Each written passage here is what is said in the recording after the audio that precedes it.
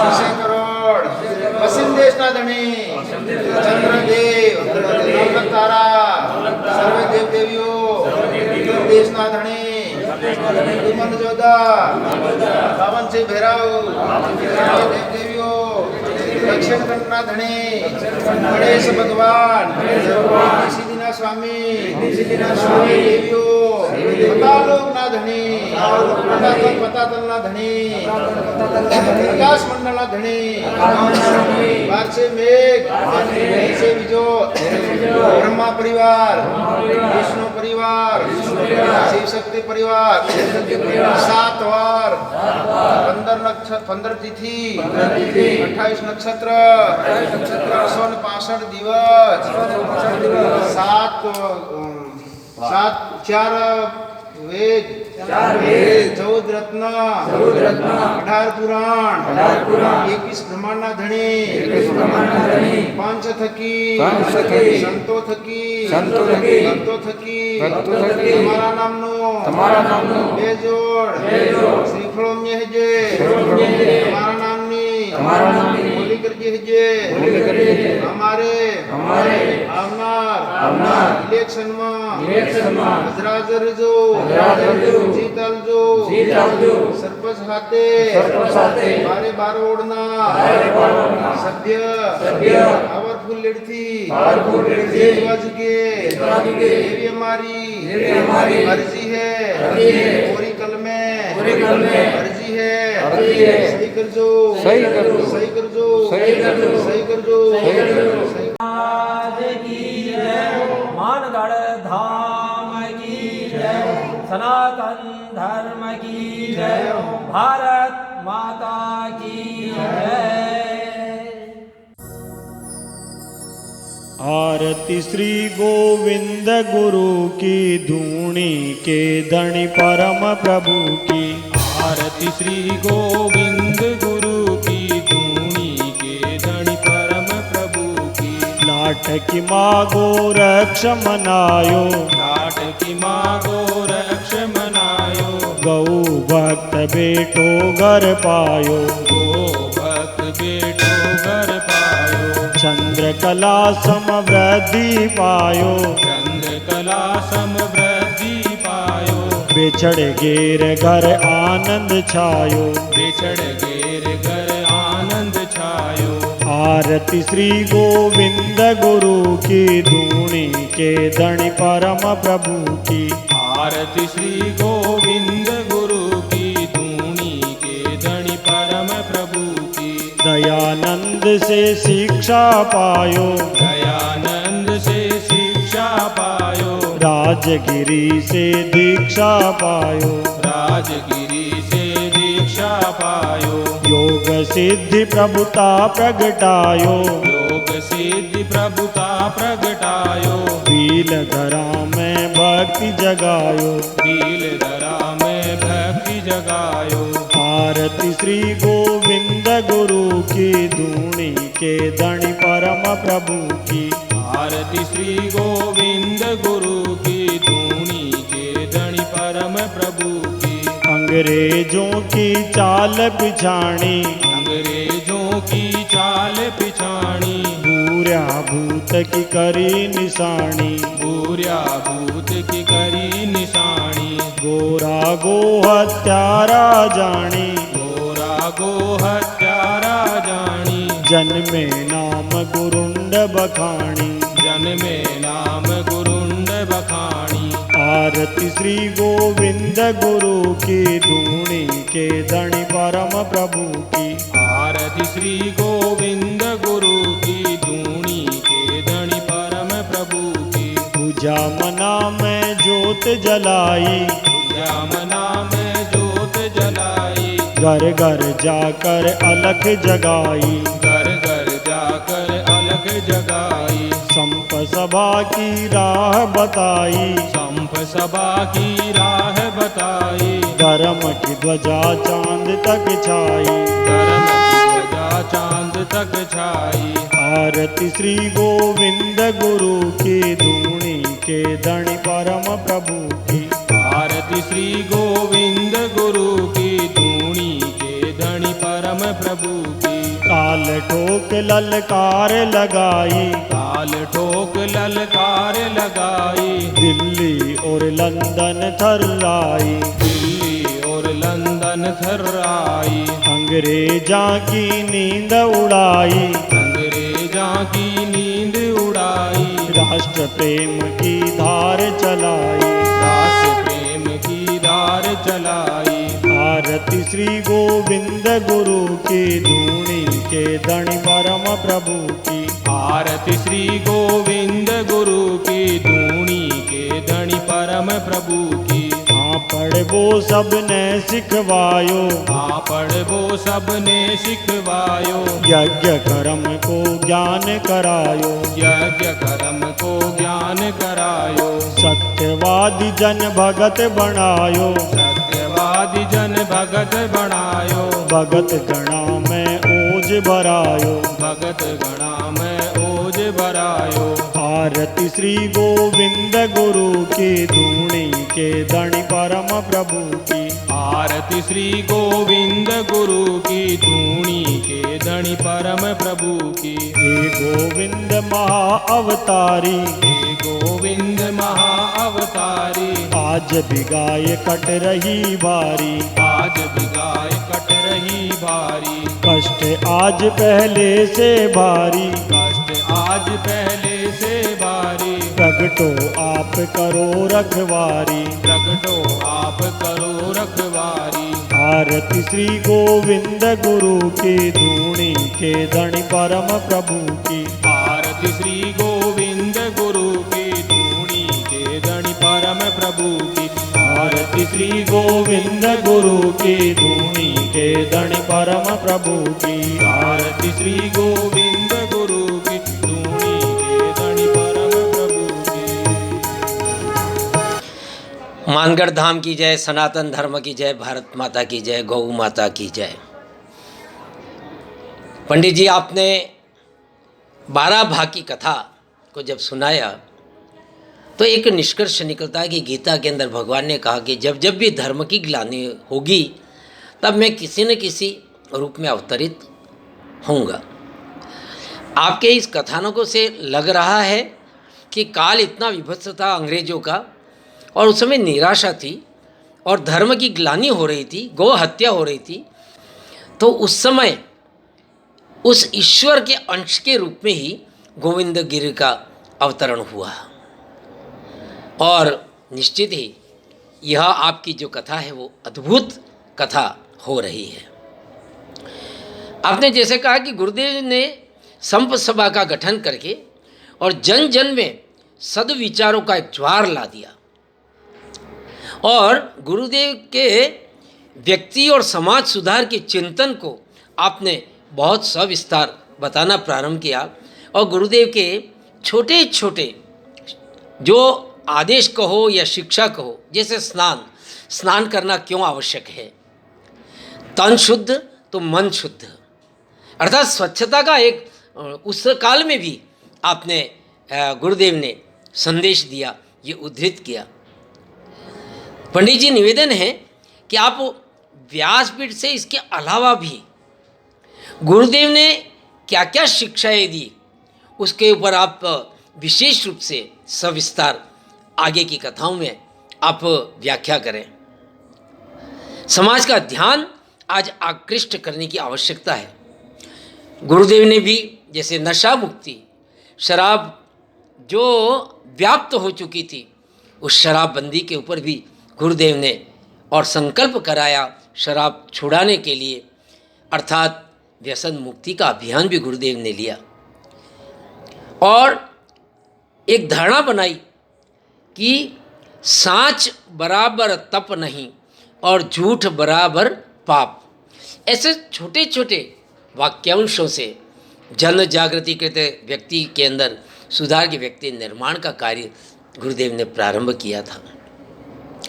और निश्चित ही ये जो बाहरी ताकतें आई उनको तो भगाने के लिए यत्न करना ही था, लेकिन भीतर के अवगुणों को भी नष्ट करना, यह दोनों भागों पर गुरुदेव कार्य कर रहे थे, जो आप सविस्तार नमो वाणी विशारदाय नमो कुशल संघटक नमो वाणी विशारदाय नमो कुशल संघटक नमो वाणी विशारदाय नमो वाणी विशारदाय नमो वाणी विशारदाय नमो वाणी विशारदाय नमो वाणी विशारदाय नमो कुशल संघटक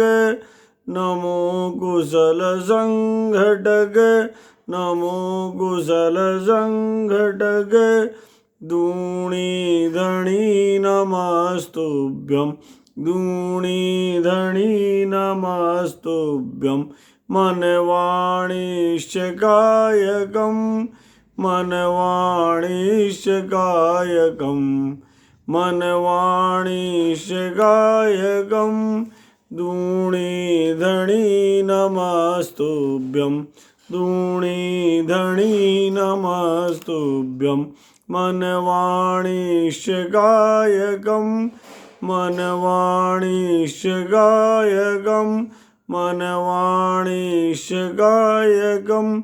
मन से, वाणी से और काया से किसको नमन करें? हृदय से नमन करें, आवाज से गाते हुए नमन करें और काया से साष्टांग प्रणिपात करते हुए करबद्ध निवेदन करते हुए उन्हें प्रणाम करें। किसको नमन करें? जो वाणी के विशारद है, जिनकी वाणी अपने आप में ही शारदा से सुसज्जित है, जहां जो बोल दिया वही धर्म बन गया, ऐसे गोविंद गिरी को हम प्रणाम करें। ऐसे गोविंद गिरी को हम प्रणाम करें जो कुशल संगठन करता है। उन गोविंद गिरी के चरणारविंद में हम सब प्रणाम करें और ऐसे गोविंद गिरी को प्रणाम करें, मन से प्रणाम करें, हृदय से प्रणाम करें, काया से प्रणाम करें, वाणी से प्रणाम करें।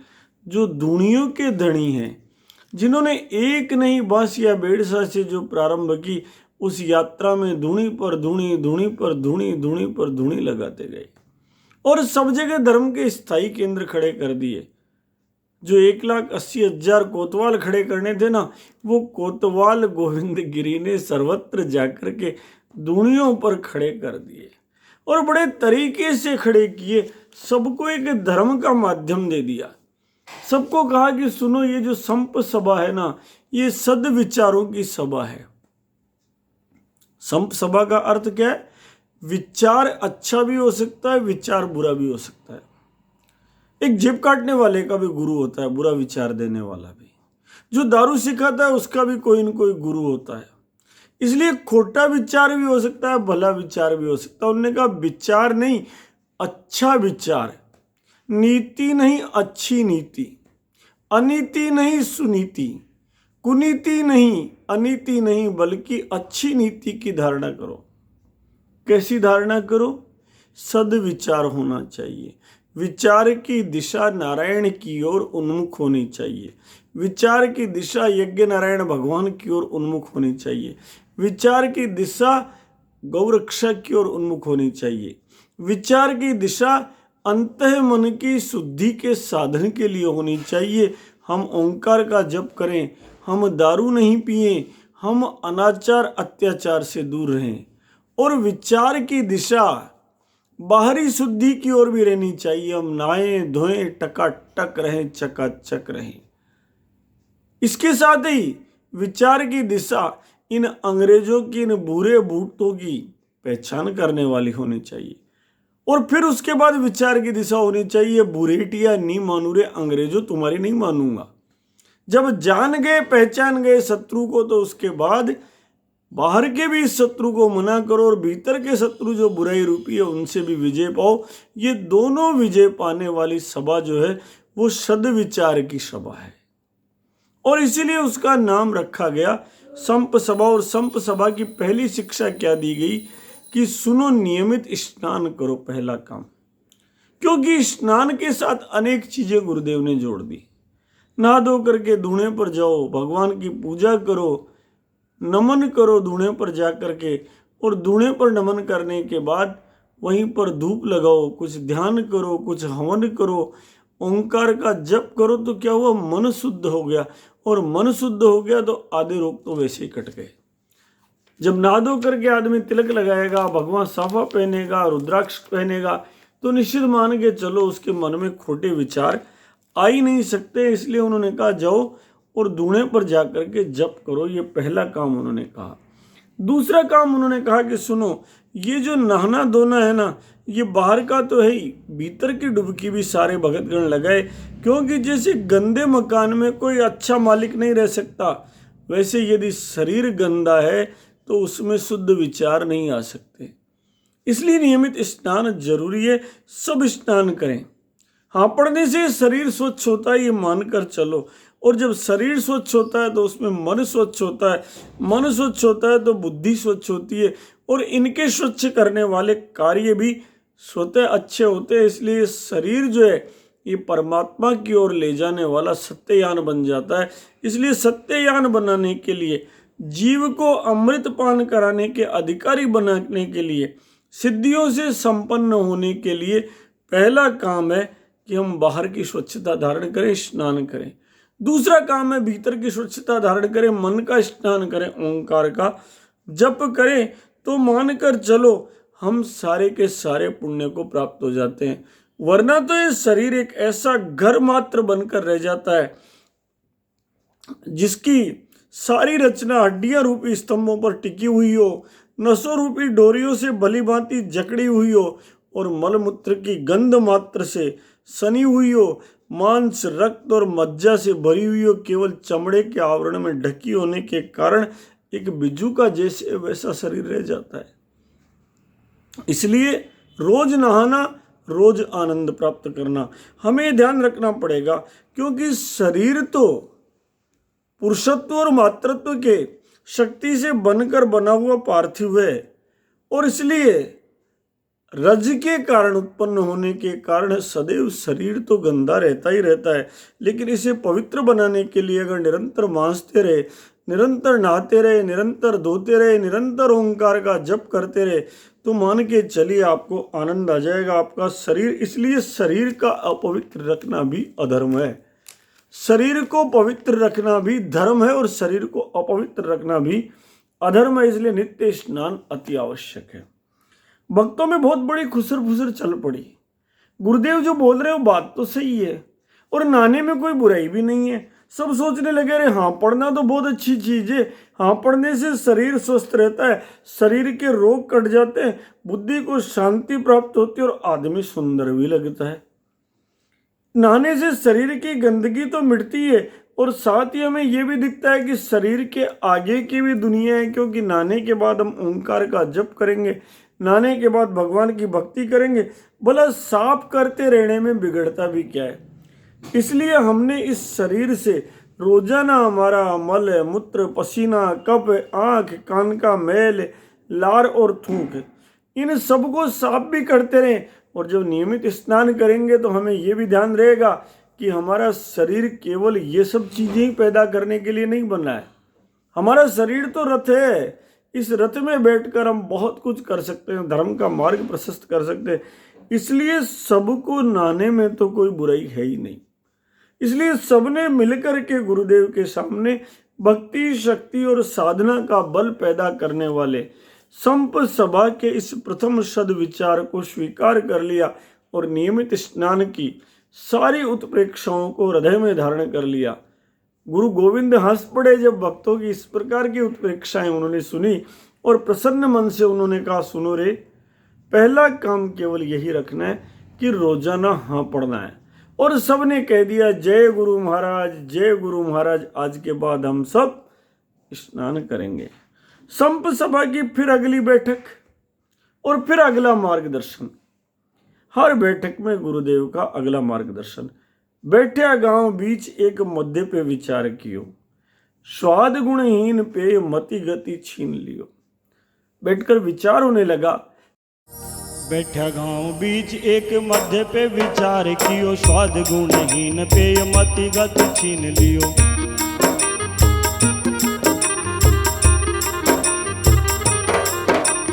पाप बड़े पुण्य चीजे पिया पाछे होश जावे, धन और धर्म जावे जवानी को जोश खावे।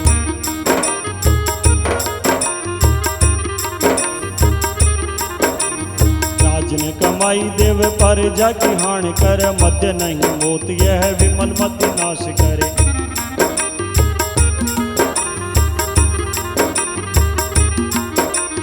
कुंभकर्ण रावण लुट्या, कंस लुट्या जग माय। कुंभकर्ण रावण लुट्या, कंस लुट्या जग माय।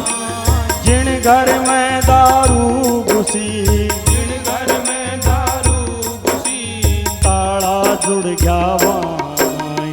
ताला जुड़ गया वाय। धर्म ध्वजा नभ छा गई, जद गोविंद गिर की फौज चली।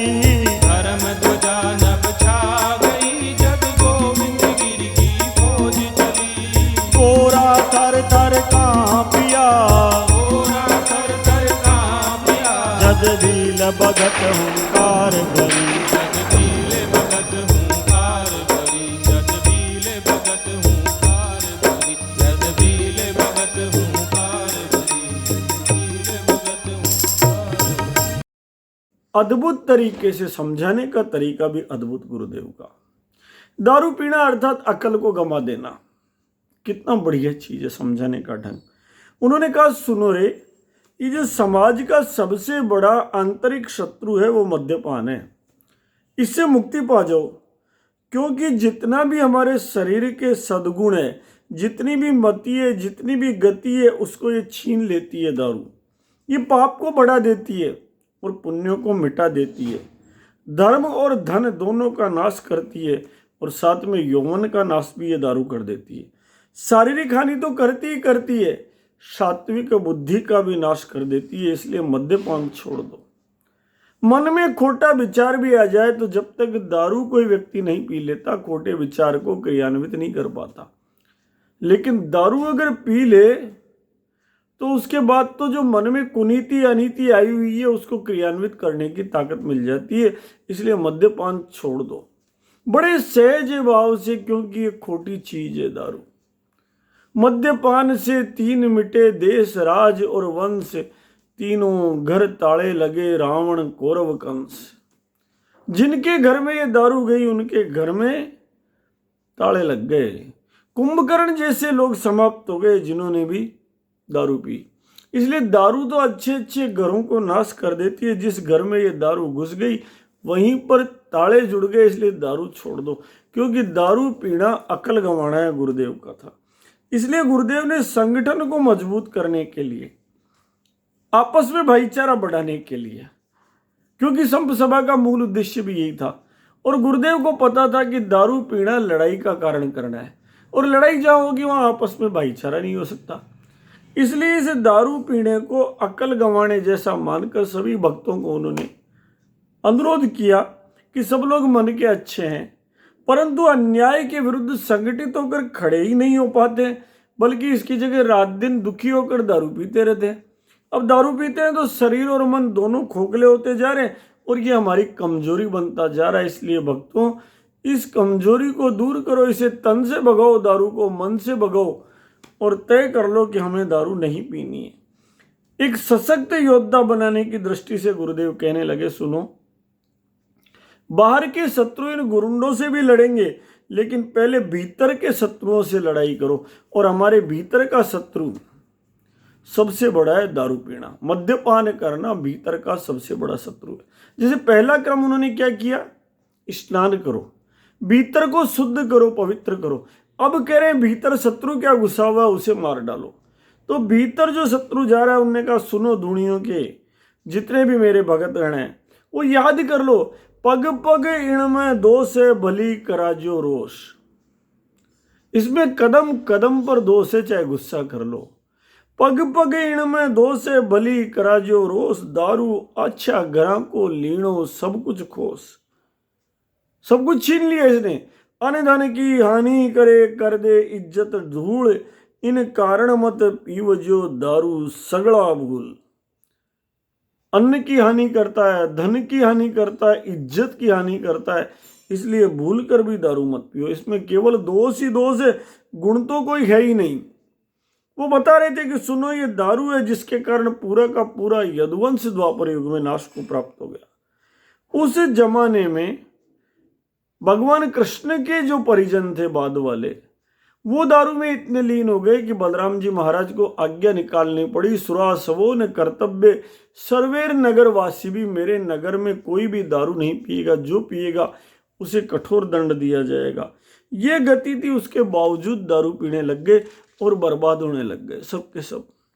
ये दारू तो पहले भी थी, मनु महाराज के जमाने में भी थी। गोडी, पेस्टी, माधवी, 3 प्रकार की दारू थी। गुड़ की दारू थी, जौ की दारू थी और शहद की दारू थी। लेकिन जहां जहां भी ये दारू गई ना, इस दारू ने सर्वस्व छीन लिया। सबके सब बड़े बड़े वंश जो मैंने प्रारंभ में कहा, 3 बड़े बड़े वंश, रावण का वंश है, इतना बड़ा साधक भगवान शंकर का भक्त नष्ट हो गया कुल समेत, केवल इस दारू पानी खाने के कारण। गंदा खाना, कहूँ महिष मानुष धेनु खर अजखल निशाचर बख्शई, बकरे खा जाते, भैंसे खा जाते, मिनक खा जाते, गायें खा जाते, सब नष्ट हो गए। और दारू तो करई पान सो वही दिन रात बस, दारू पीना, दिन रात सोना, कुंभकर्ण कैसे ठाठ थे, और इसलिए सोते सोते ही कुल समेत नाश को प्राप्त हो गए। तो उन्होंने कहा सुनो, ये मन में बुरे विचार सबके आते हैं लड़ाई झगड़े के, लेकिन जब आदमी दारू नहीं पीता तो मन में आए हुए बुरे विचार को वो क्रियान्वित नहीं करता, लेकिन दारू पीने के बाद उसकी अकल गंवा देता है, इसलिए बुरा विचार क्रियान्वित हो जाता है। इसीलिए मान के चलो, चाहे चोरी हो, चाहे अन्याय हो, चाहे धाड़ा हो, चाहे मारपीट हो, ये सब करने से पहले मनुष्य दारू अवश्य पी लेता है। सात्विक मन से ना वो चोरी कर सकता, ना वो धाड़ा कर सकता, ना वो कोई अनाचार अन्याय कर सकता।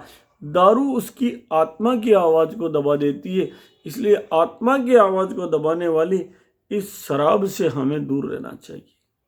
ये अन्न नहीं है, अन्न का मल है, इसलिए भी इससे दूर रहना चाहिए, क्योंकि संग्रह किया हुआ अन्न पवित्र होता है। जैसे दूध पवित्र है, दही पवित्र है, लेकिन जब उसे सड़ा दिया जाए, अंगूर पवित्र है, पर अंगूर को जब सड़ा दिया जाए तो वो अन्न का मल बन जाता है। इसलिए इसको वापरना धन को नुकसान देने वाला है, पैसा लगता है ना, धर्म को नुकसान देने वाला है, और साक्षात प्रतिष्ठा को भी धूमिल करने वाला है। इसलिए नासूर है दारू पीना। जो पीने वाले व्यक्ति को तो दंड देता ही है, बल्कि उसके परिवार को भी नीचा दिखाता है, परिवार को दंड देता है, उसके समाज को दंड देता है, उसका राष्ट्र का, राष्ट्रीय चरित्र का और विरासत के गौरव का, सब का सत्यानाश कर देता है। इसलिए दारू को छोड़ना, दारू का परित्याग करना ही कुल के गौरव को बढ़ाना है। इसलिए भाइयों, जैसे भी हो दारू से पीछा छुड़ा लो। और मेवाड़ की तो परंपरा है कि दारू से पीछा छुड़ाना ही सबसे अच्छा है। राणा राहब का जो इतिहास है इस बात का साक्षी है। धोखे से वैद्यों ने दारू पिला दी थी, दवा समझ करके। जैसे ही पता लगा, पिघला हुआ शीशा उदर में धारण करके प्राण त्याग कर दी और सिसोदिया वंश बन गया। अब ऐसे क्षेत्र के अंदर मेवाड़ वागड़ में कोई दारू पिए, इससे खोटा काम क्या होगा। ये संयोग की बात मानो, चाहे काल का प्रभाव मानो, कि आज दारू करारोपण का कारण बन गई, आबकारी रिसीट बन गई, और इसके कारण सरकार का लक्ष्य तो दारू बढ़ाना है। लेकिन जितनी दारू बढ़ेगी उतने ही अपराध बढ़ेंगे, क्योंकि दारू पीते ही बुरे विचार को क्रियान्वित करने की इच्छा शक्ति प्रबल हो जाती है। इसलिए देख लो, जहां भी अपराध है वहां दारू है। अब समाज में यदि अपराध चाहते हो तो दारू पीते रहो, पिलाते रहो, और नहीं चाहते तो राज का काम राज जाने, आपका काम है इस दारू को छोड़ दो। क्योंकि हमारे यहाँ शास्त्रों में विधान था, अगर धोखे से कोई दारू पी ले तो तप्त कृच्छ योग को धारण करे, 21 दिन तक गर्म गाय का गोमूत्र, गर्म गाय का दूध, गर्म गाय की छाछ, गर्म गाय का घी ये पी करके समय निकाले, उसके बाद जाकर शरीर शुद्ध होता है। ये धोखे से मद्यपान करने का, अगर मन से कोई दारू पी ले तो उसका तो कोई इलाज ही नहीं है। इसलिए दारू पीना अकल गंवाना है। सारे के सारे भगतगण राजी हो गए। सबने कहा अरे वाह बाबा, अरे वाह बाबा, अरे वाह बाबा, ये घर घर का संकट है और आपने तो इतनी बड़ी बात बता दी कि मेवाड़ की आन बान और शान, सिसोदिया वंश का उद्भव, ये सब कुछ मध्य के परित्याग का परिणाम है। बाबा इससे बड़ी बात क्या होगी। अब वर्तमान में देखो ना आप बाबा, भूमि का पानी और आंख का पानी, आंख की शर्म, दोनों की दोनों इस बोतल में, इस थैली में बंद होकर समाज के बीच आ गई और साथ में समाज की मर्यादा को नीलाम कर दिए।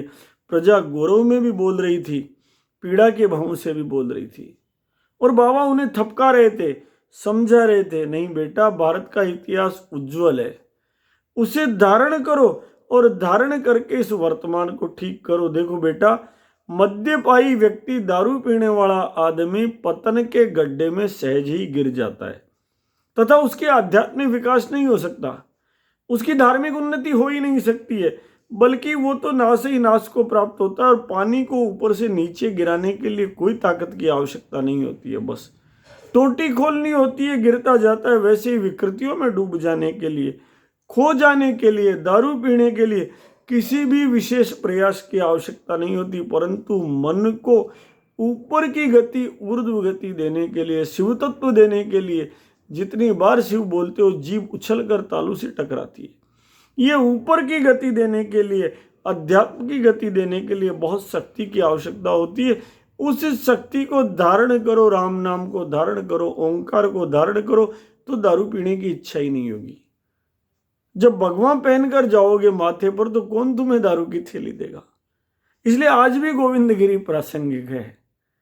शिखा रखो, सूत्र रखो। ये जो शिखा है ये कम से कम अध्यात्म का एंटीना मानो आप। ये जैसे टीवी में लगाते हैं ना आप, टाटा स्काई लगाते हो, डीटीएच लगाते हो, पता नहीं क्या क्या लगाते हो, वैसे ब्रह्मांड से आने वाली किरणें यदि शरीर में प्रवेश करेगी तो वो शिखा से प्रवेश करेगी। हमारा सूत्र रहना चाहिए गले में, यज्ञोपवीत हमारी परम चीज है। हमारे मुखमंडल पर मूछें रहनी चाहिए, ये पवित्र चीज है।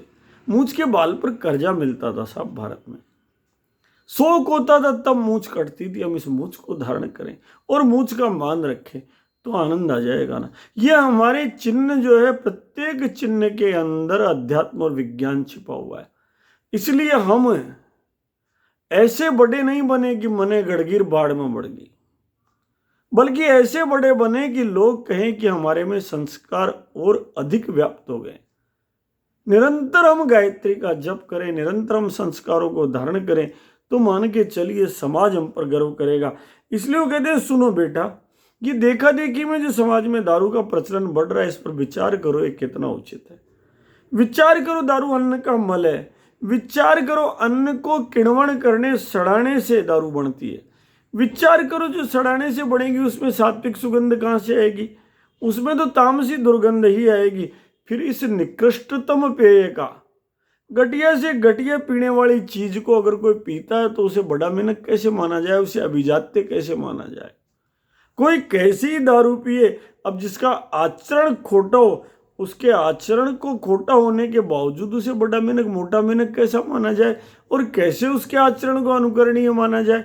इसलिए मान के चलो, ये जो है ना दारू पीना पूरी अकल गंवाना। यक्ष प्रश्न खड़ा कर दिया, कौन मोटा कौन छोटा। नहीं दरिद्र सम दुख जगमाई, संत मिलन सम सुख जगमाई। इतने बढ़िया संत का मिलना, इससे बड़ा धन क्या मिलेगा। और दरिद्रता तो ऐसे संतों का बिछो ही तो है। दारू पीना, बड़े बनना, ये थोड़ी बड़प्पन है। बड़प्पन तो वो है कि हमारे संस्कार शुद्ध रहे, हमारी चीजें शुद्ध रहे। कोई ये नहीं कहे अरे ये दारूडिया कितना ही बड़ा, क्या हो गया, सारा खत्म हो गया।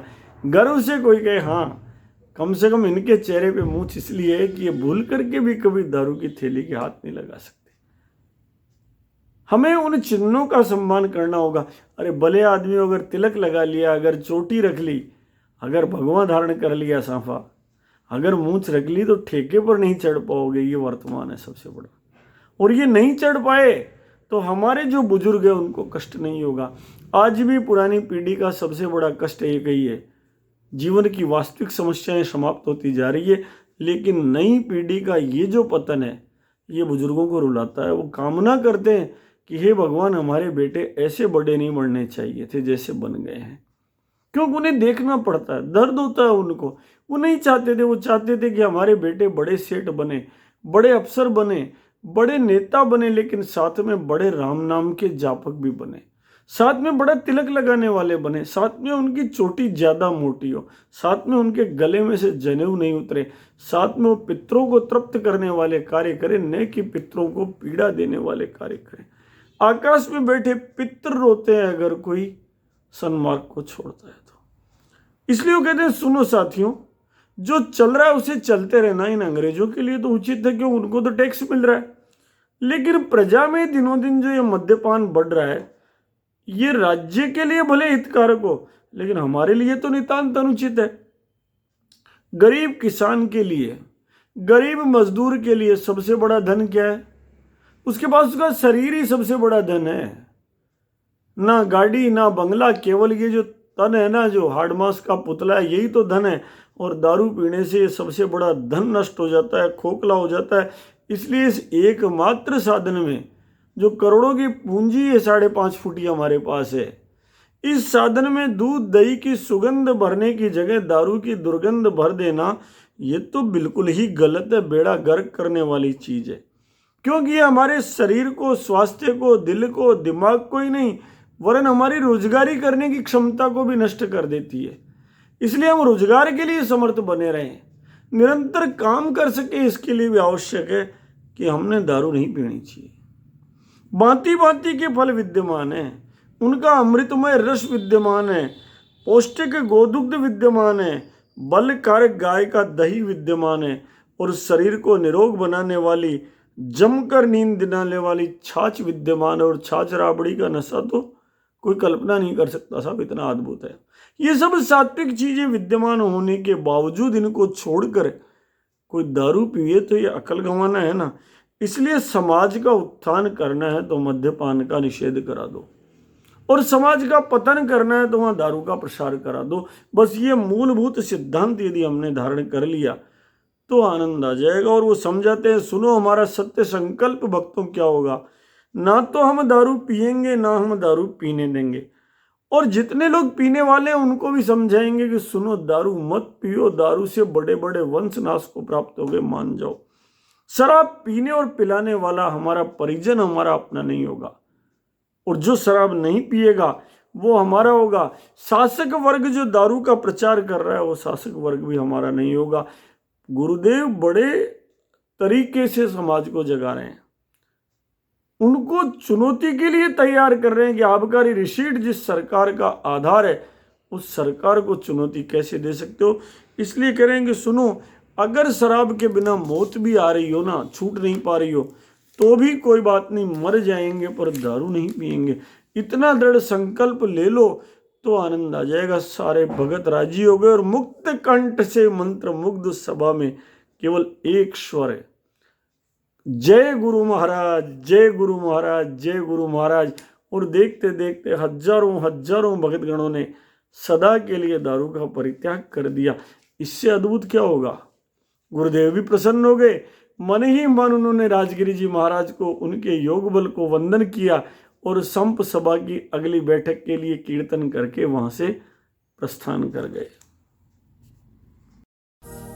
अगली सभा के माही सत्य पे विचार कियो, सत्य है परम धर्म गुरु ने उचार दियो।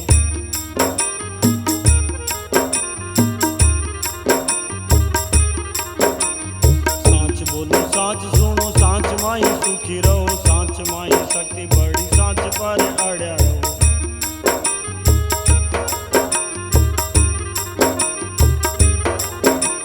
राज को दिखाओ झूठो झूठो डर, झूठी कान झूठ न उतार, फेंको धर्म के रखो आन।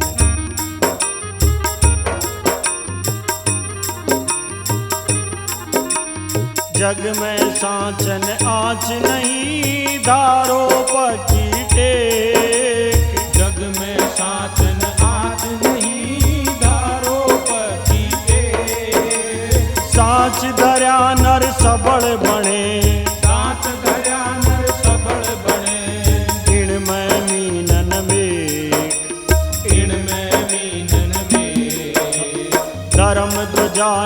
छा गई जद गोविंद गिर की फौज चली।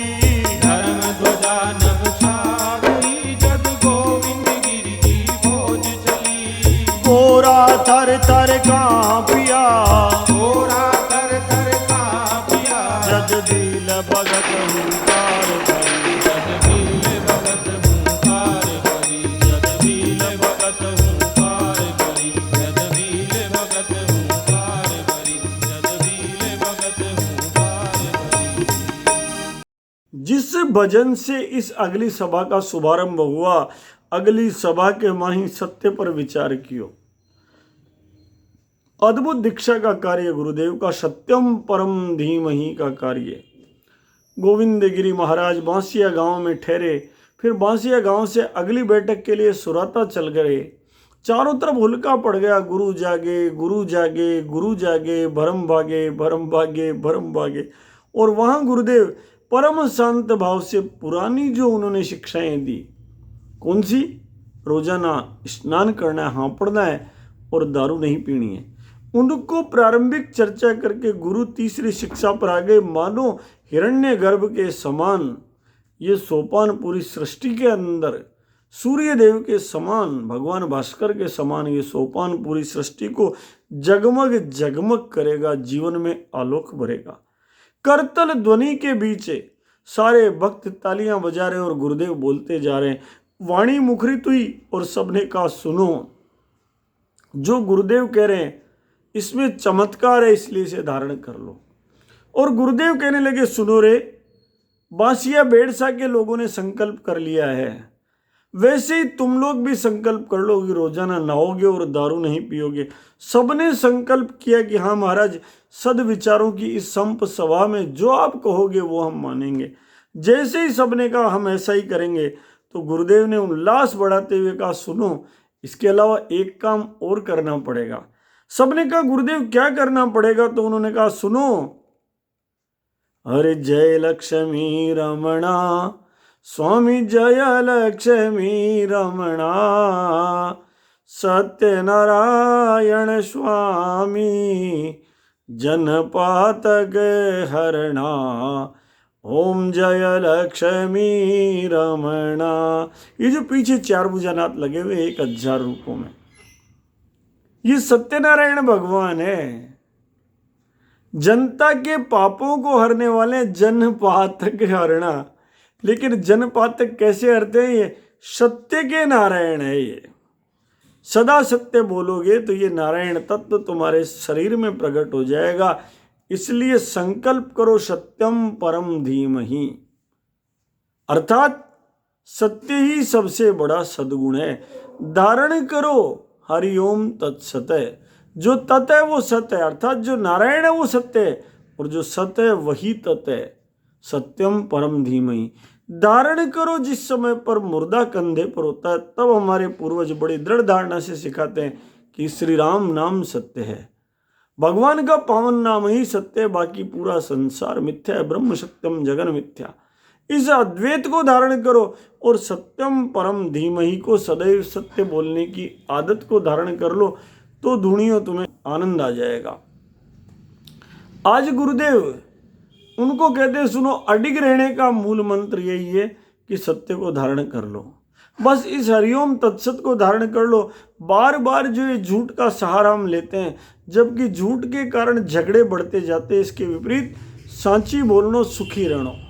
सत्य को धारण करो, हमें धर्मज्ञ बनाएगा, नीतिज्ञ बनाएगा, गुणों की खान बनाएगा। इसलिए झूठ का परित्याग करके सदैव सत्य बोलो। और नहीं विश्वास है तो सत्य का स्तर कैसे जीवन को बदलता है, इसके उदाहरण के लिए सत्यवादी राजा हरिश्चंद्र को पढ़ो, भीष्म पितामह को पढ़ो, रामभद्र को पढ़ो, युधिष्ठिर महाराज का जीवन पढ़ो। तुम्हें महसूस हो जाएगा कि जो सांच बोलेगा वो देवता बन जाता है। इसलिए झूठ को छोड़कर धर्म को धारण करो। निर्भीक होकर इस सत्य को भी स्वीकार कर लो कि तुम सारे परम वीर हो, सब देवी अंशों से पूर्ण हो, परम समर्थ हो, और इस मिथ्या ज्ञान से, असत्य संभाषण से और मिथ्या साहित्य से मुक्ति पा जाओ कि तुम सब दीनहीन हो, जबकि तुम्हारा शासक वर्ग परम पराक्रमी है।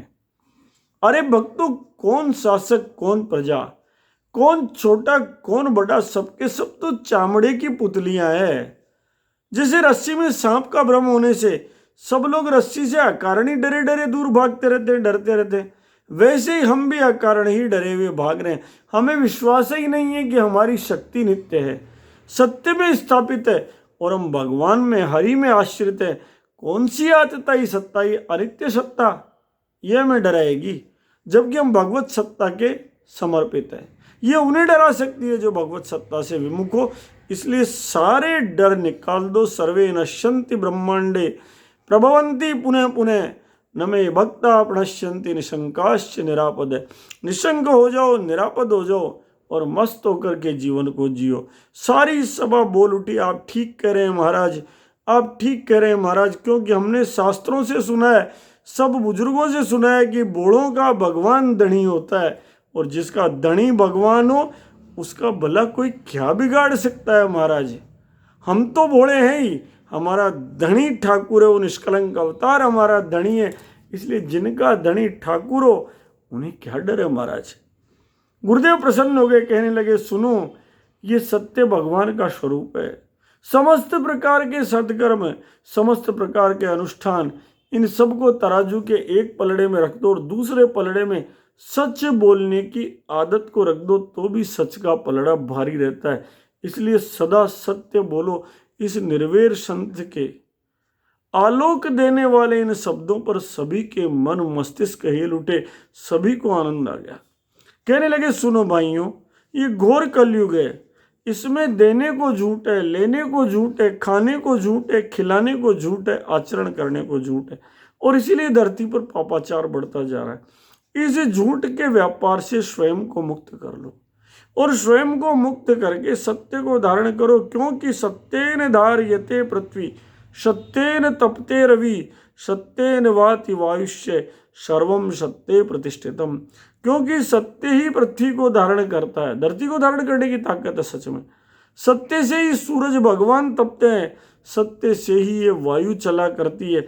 सब कुछ चीजें इस सत्य में ही स्थापित है। इसलिए भाइयों, सब चीजें छोड़कर केवल सांच बोलो, क्योंकि सांच बराबर तप नहीं, झूठ बराबर पाप।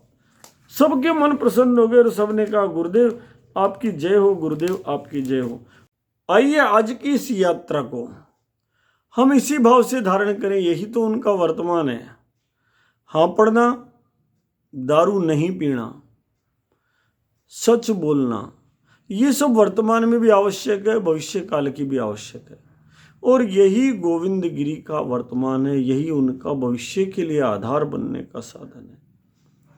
समाज उनसे प्रेरणा ले, उन अच्छी आदतों को सीखे, दारू पानी छूटे। इसी भाव से हम एक बार फिर उस महान हुतात्मा के चरणारविंद में अपना माथा टिकाएं, मस्तिष्क को सुंदर बनाएं, अपनी आत्मा को सुंदर बनाएं और सबको सुंदर बना करके उन संस्कारों को धारण करें जो गुरुदेव ने कहे। उन कुसंस्कारों को छोड़ते जाएं जो हमारे भीतर विद्यमान है और गुरुदेव नहीं चाहते कि वो हमारे भीतर रहे। इसी भाव से बोले श्री गुरु गोविंद महाराज की जय, बोले राजा रामचंद्र की जय, सियापति रामचंद्र की जय, अवधपति रामचंद्र की जय, शकलपति रामचंद्र की जय, मेरे पति रामचंद्र की जय। भारत की गैया मैया की जय, भारत के नंदी भगवान की जय, भारत के बैल भगवान की जय, भारत के बछड़ा भगवान की जय, भारत की बछड़ी भगवान की जय, आज के आनंद की जय, सारे गो भक्तों की जय, सारे धूणी के धामों की जय। लक्ष्मी रमण स्वामी जय, लक्ष्मी रमण सत्यनारायण स्वामी, सत्यनारायण स्वामी, जन पातक हरणा, ओम जय लक्ष्मी रमण। रतन जड़ित सिंहासन अद्भुत छवि